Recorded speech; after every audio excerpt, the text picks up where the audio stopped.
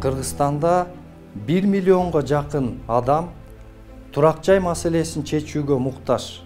Кыргыз өкмөтү акыркы 7 жылда мамлекеттик ипотекалык компания аркылуу 4,5 миң гана адамдын маселесин чечкенге жетишти. Ал эми жалпы банк системасы 15 миң гана адамдын маселесин чечти. Кыргыз өкмөтү миллион адамдын турак жайга болгон муктаждыгын чече алабы? Биз бул маселени чечүү жолун таптык. Бул турак жай кооперациясы.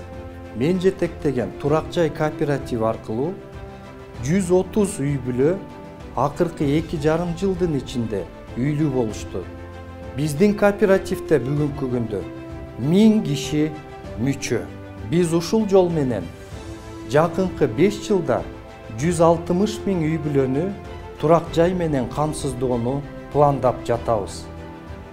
Бул бир гана элди турак жай менен камсыздабастан Кыргызстанда курулуш тармагын өндүрүүгө олуттуу салым кошот. Турак жай кооперациясы бул тажрыйбага негизделген уникалдуу чечүүчү жол. Күчтүү экономика.